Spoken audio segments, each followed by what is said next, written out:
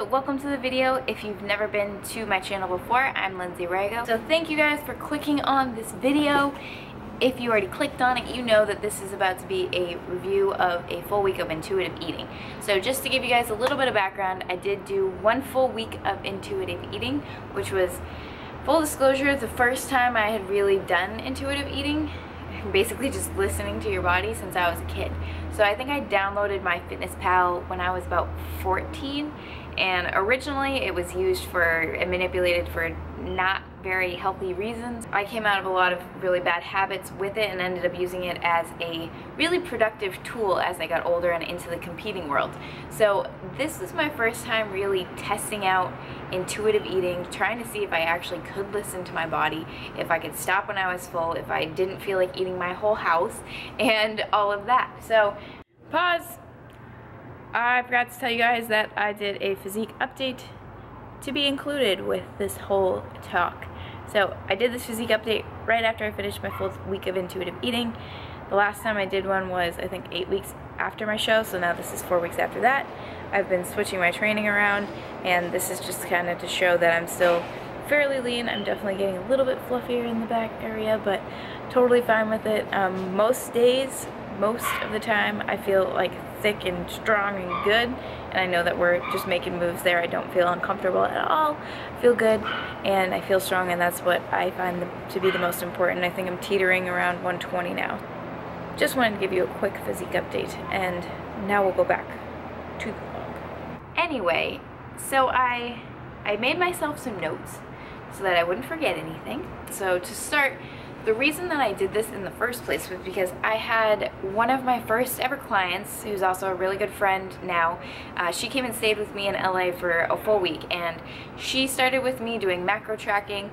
She lost about 30-35 pounds, and she's crazy in the gym. So she did all of that and was really focused on it, and now her lifestyle is more prone to eating intuitively. She knows when she needs food, she knows when to stop, she knows if she's not eating enough or if she's eating too much. She's really good and in tune with her body. So her being here, that inspired me to try the same for myself. So that's why I wanted to try a full week, literally not tracking a single thing, just eating when I was hungry, making myself big enough portions that I knew I would be full, and if I wasn't, then I would eat more, like 15 minutes later or something like that.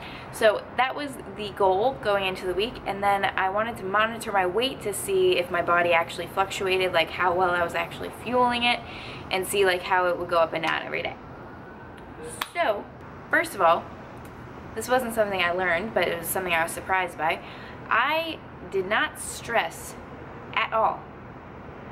I told myself I was going to do it for a week, and I didn't stress. I didn't think like, what if I'm eating too much? What if I'm not eating enough? I just ate when I was hungry and stopped when I was full, which seems like it should be freaking obvious, but in today's culture, it's really not. I was surprised that 95% of the time, I actually ate, like gave myself enough food that it made me satiated or full, and then I'd stop. I didn't have this urge to like eat everything, like, because when you're in prep or you're tracking your macros, dieting down for a long period of time, you kind of lose that gauge of like whether you're hungry, whether you're full, whether you just want to eat all the time, because your body's almost, and your mind's almost like, when's the next time I'm going to eat again type thing, so you want to eat more. But I didn't find that with myself at all. I was surprised. I was like, I'd give myself a meal and I'd eat it and I'd be like, okay, I'm good. You guys might be surprised by this. I was kind of surprised, but also kind of not really. My weight did fluctuate between 117 and 120, so that like 3-pound range, but for the most part it stayed pretty consistently around like 118. So even the days when I maybe was more hungry and ate more, my weight didn't really fluctuate too much, and it pretty much showed me that I didn't gain weight throughout the whole week, because it is possible to gain weight in a week. If you wake up like 5 pounds heavier the next day, that's very unlikely that's real weight. But if it's over a full week and you're consistently checking your weight, usually that's a good gauge. But the biggest thing that I actually learned from this experience is that I trust myself, which I was also surprised by, because I definitely thought that I was going to start doing this and want to eat my whole house, and that happened like 1 or 2 times. I was full and I still wanted to eat more because I was just craving more food, but 95% of the time I was in tune with my body, and I knew when I was getting full, and so it's up. And then I could tell when I was starting to get hungry, but then I'd kind of wait until I was actually hungry. and then I would eat a big meal. So it was actually really good, and like mentally. Physically, I knew that I could eat intuitively, but mentally is where the game is. So I was really excited to learn that I trusted myself.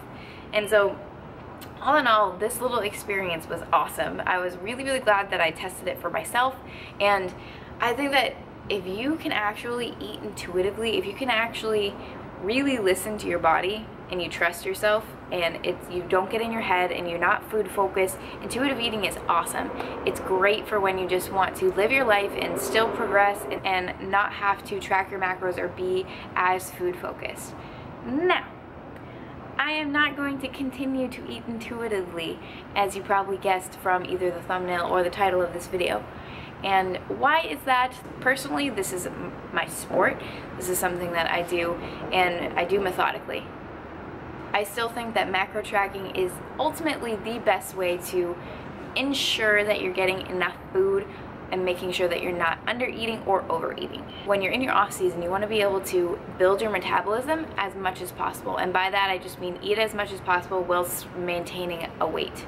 So when you get up there in calories, that just makes your prep so much easier because you can start from a much higher place to cut from.